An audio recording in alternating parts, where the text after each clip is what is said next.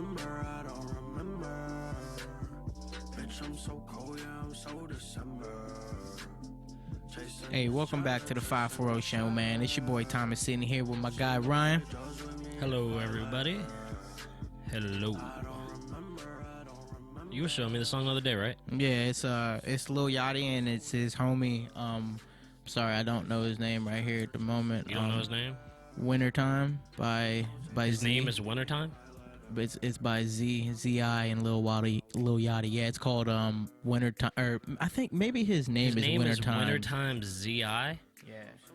We're gonna have to look that up later. Right, but hey, I'm not so sure about that sorry guy. about botching your name, homie, but this is a great song. It's alright. He said it's alright. I'm joking. So what we gonna talk about, man? I think we're gonna have to touch. We're gonna have to, with the elephant in the room. We know what we got to talk about, and it's very unfortunate, but I feel like we have to talk about it. You know what I mean? This is our platform, and we can get things out there like this. So absolutely, man. I almost feel like it would be irresponsible not to at least touch on it, man. But well, before we do that, how about you spit some facts at me so that everybody knows exactly, what happened. Okay, so most people know by now, Terence Crutcher was shot in Oklahoma. An unarmed black male was shot in Tulsa, Oklahoma, with his hands up. And I'll get into the details here, but that's pretty much, I mean, I don't know how much more detail I need to give, but that's got to stop happening. Dashcam video of the death of Terence Crutcher, an unarmed black man who authorities say was fatally shot by a police officer Friday night in Tulsa, Oklahoma, shows him with his hands in the air moments before a white officer fired a weapon. Many of the details about the circumstance that led up to the incident remain unclear, but here's what we know. The police officers who approached Crutcher, 40, were initially responding to what police described as a vehicle was stalled in the middle of the road. According to police, there's traffic. The only thing that he's ever had on his record is traffic violations that occurred over a decade ago. So even pulling up to him, you see there, they don't got any reason to be suspicious. His car broke down in the middle of the road for all we know. Right. So that's what I would look at it as. And the video from the helicopter cam. So what you can see is he's in the middle of the road, arms are up. You see him take maybe a slight move to the left. Yeah, but he's just walking back towards his car. Right. Yeah, and then it looked like there was, I believe, the tase first, and then he was shot. He puts his hands up, and the white officer that shot him, Officer Shelby, says that you can hear her say that he's not showing me his hands. Well, you can see his hands are up. I mean, what do you mean he's not showing you his hands? Right. This has just got to stop happening, is what it is. It needs to stop happening. It's too prevalent. It's way too prevalent. It needs to stop happening. It does, man, and it stinks, man, because I think, you got it. Everybody should unify, but it's very hard to get people to do that. I think the cops' mentality is, it's going to be them, not me, when it comes to who's going to get shot. Right. And being a cop, I feel like you signed up, to have that badge of honor. And a lot of cops do. I know, cops that, and you have to, there's other ways to go about it than having to shoot somebody. Like, it doesn't, I understand you got to go home to your family, and I hear that. I really do. I hear that. But there's such a quick trigger now, and it can't be that. Right. It cannot be that. I mean, the twin sister of Terrence called the officer incompetent, and I think that's a fair statement, if you ask me, because there could have been a few other ways to, run up and drop kick him if you have to. Well, one guy tasered him as he's getting shot, so, that is just, that's bad, it's just bad training, bad protocol, that is right there, and so many people are, just going with it'll get fixed, like people understand. Obviously, people are not getting it. People are not getting it. So it's got to change, and I think that's it's got to start within, the police, each, police entity, it's got to change. Someone's got to step up and change, because any workplace environment you've ever been in, who's who. Right. That goes the same for them. They know who's who. They know who the bad apples are. People got to step up. You can't be scared to step up and so you're saying call them out. If you know they're bad, call them out. Yeah, that's all I'm saying. So call them out. In any profession, you get called out, for doing, acting the wrong way. Why not that one? Right. Yeah, it does seem like every time something like this happens, maybe, the officer gets fired or Yeah, it goes on a something's got to be real. done. Something's got to be done, Absolutely. and we're gonna have to. The facts will fall where they may, and what happened happened. What we saw though, when everybody sees the same thing, is not right. That's what we saw, and that's. I think we can leave it at that. It's not right, and so where we gotta look at it like this. What can we do to change it? What, as this community, what do you think we can do to change it? I mean, all that what can you first thing that you can do, I suppose, is obey by the law. That'll fix But it. even in this situation, Right. Okay. So he wasn't breaking the law. But it starts with that. You're right. It does start with that. Don't cause trouble. I'm just the type of person. I look at myself first. But all we can do is just try to comply. We could try to, they should understand what's going on, and officers should be able to come to the scene and understand what's happening and what they need to do, to either fix what's happening or control what's happening. Yeah. But what doesn't need to happen is, oh my God, this guy's huge. I'm not, pull out my gun and then, oh, I kind of feel threatened. Bow. You know what I'm saying? Mm-hmm.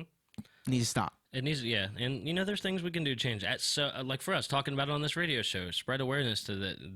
This can't keep happening, and we got a platform here to say it's got to change. So, I feel like we're only doing it right by touching that subject. Stuff like this doesn't do anything, man. But we don't like talking about it. I really don't, because I do like, I don't want to have to talk about it because it's happened.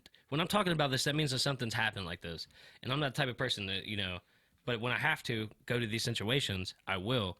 And usually when I do, it's stuff like this, and it's never good, So no one wants to talk about it, but we had to touch on the subject. We really did. We had to talk about it. And I think that it's very unfortunate, and, RIP to that man. It's a tragedy, man. Real quick, I just want you to hear, there's an interview with the chief Chuck Jordan of their police chief. I got a quick interview that I want you to peep. Excuse me. Yeah, man, this interview, honestly, for me, summed up a lot of what I was feeling. But you get the twin sister. Who is it in this interview? You get the twin sister. I'll know her name in just 2 seconds, and then you get the chief of police. His thoughts on what had happened. All right.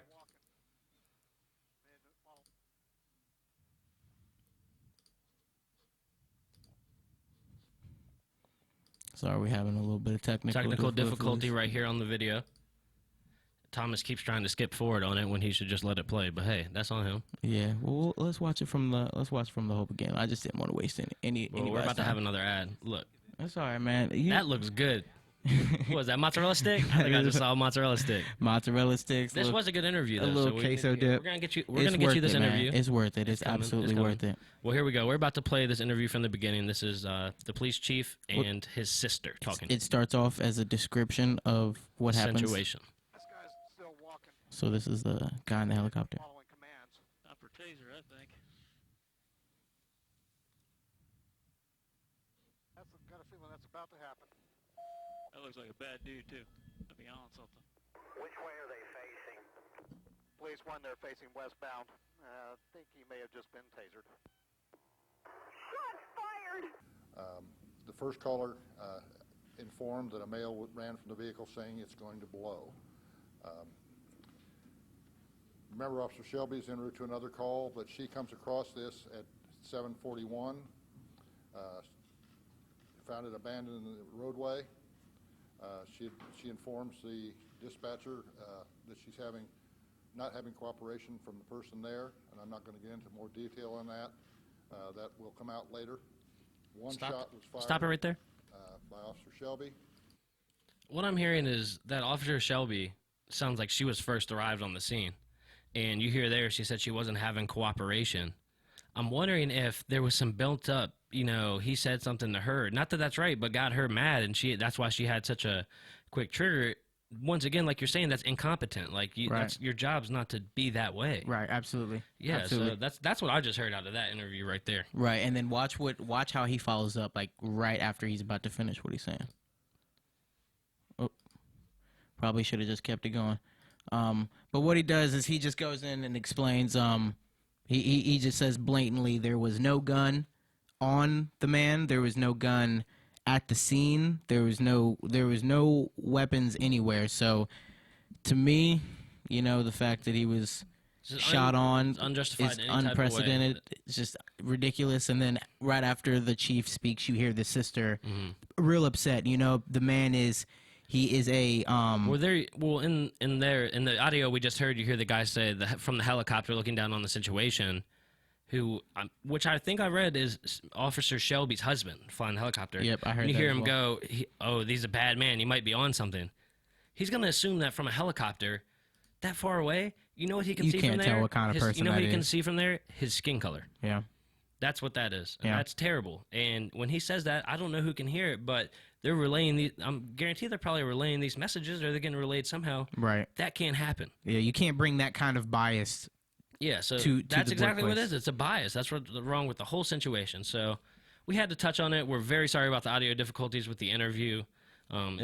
We can't figure out why it wasn't going. Yeah, it's But, just a buffering issue. Sorry about but- that. Sorry about that. 15 seconds of uncertainty with the video, but we got you what we could play. Yeah, man. So let's move forward on to something lighter. Right, man. Close that topic up. Let's move forward on on not a happier note, but something that Just something of a little different. different nature. How about that? Yeah, man. Well, okay. Well, how about the Super Bowl halftime, man? I'm hearing it's going to be Lady Gaga this year, and I'm with it. She's got some hits. She does have some hits, and she's a heck of a performer too. She's just all over the place. Lights, her wardrobe. It's Tons of talent. You can expect a big show. She has a lot of talent, and she is very impressed. I've always been very impressed with her live shows and stuff like that. She can sing. She can really sing. You know who I think should do the Super Bowl every year? Who? Tom Petty and Bruno Mars. Tom Petty and Bruno Mars. Both of those guys. I'm just happy it's not Adele. I mean, we're talking about men playing football here. I don't need to listen to Adele's love break songs for 25 minutes between my football game. I will be honest and say I think Adele's an amazing No, she's vocalist. great. She's great. Amazing She's not vocalist. good for the Super Bowl halftime show. Right, absolutely. Yeah, she cannot perform for a crowd I like think that. she knew that. That's why She was smart. Yeah, she didn't want to do that. Her management was smart for that. So yeah, I know we had talked about. We're big on the Super Bowl halftime show. Yeah, but that's real important. that and the commercials. Right. But okay, so this we were looking at this earlier. The Meek Mill in the game beef, is that what we're gonna call it? Yeah, we'll just call it the Where beef. did this stem from? Okay, so this stemmed from Because I've heard all about it. I have no idea how it started. Yeah, the game got on stage and on Thursday the 15th, and he was performing in Miami, Florida, and he riled up the crowd by calling Meek Mill a snitch. So he was just on stage in Florida, Meek Mill a snitch, and people were just blah, blah, blah, all over that. So Meek Mill obviously hears that, and, the game backs that up with a song called 92 Bars.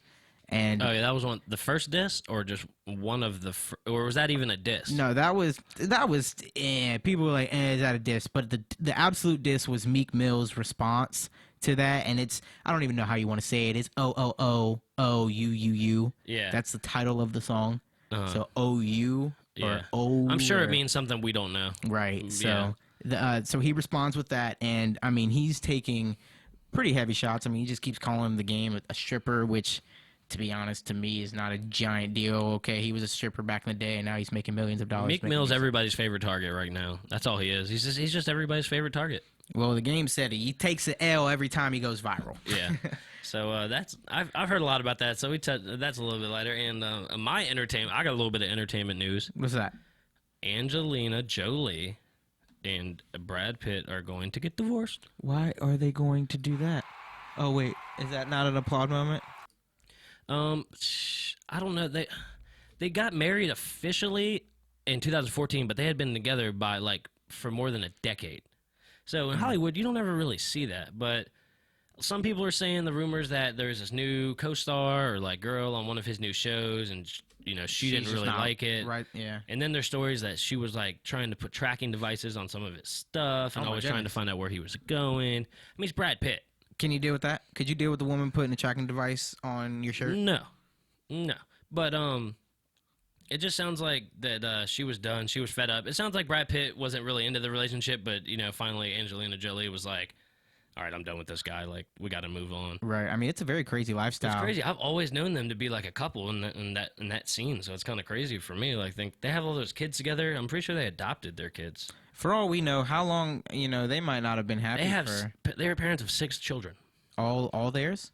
Yeah, I want to say that they're all adopted, but I'm about to read right now. Did Angelina just not ever want to produce? I don't know. I have Or no reproduce? idea. I don't know too much. I know that Angelina Jolie, what was that movie? She was in Tomb Raider with a tattoo on her back. Yep, Tomb Raider. Yeah, Tomb Raider. She had the Angelina Jolie. She looks alright now, but yeah. So that's I was reading about that today, and I was like, man, that's crazy. Brad Pitt and Angelina Jolie aren't going to be together. Right. That's crazy, bro. Hey, did you want to hear? So I got some bars of the week this week, man. You want to hear what I got going on for that? Yeah, let's hear the bars of the week. So this week I chose this is a really awesome song, and I guarantee you everybody knows it and everybody likes it, and it is Bob Marley's Buffalo Soldier. This is a great song, man. And I really wanted to, I'm going to let you hear like the first 15, 20 seconds.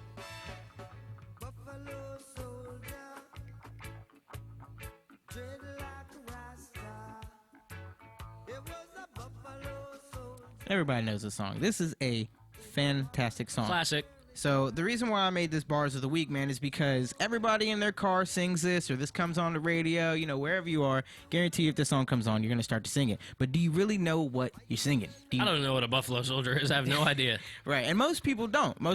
But so I just did a little looking into that because Bob Marley's a smart guy. I know he's just not writing random stuff. And actually, back in 1866, there was a law passed that black slaves, black men, they were used in the Western armies. They were just used as soldiers. Where's this at?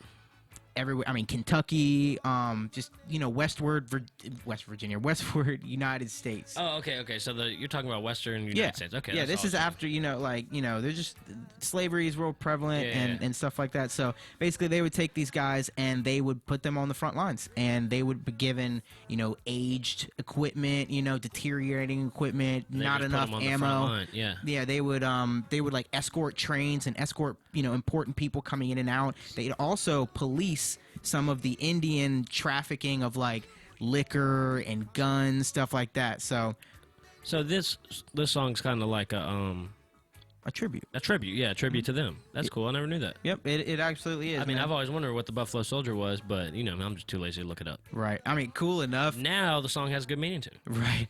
Cool enough. These guys, these Buffalo soldiers were mostly known for their courage and their drunkenness. I thought that was Sounds like a freshman in college. Yeah, right. Sounds like a freshman in college. Right. But that's awesome, man. Now I know a little bit about that. And like you said, everybody knows. Turn it up. Let's ride out to the song.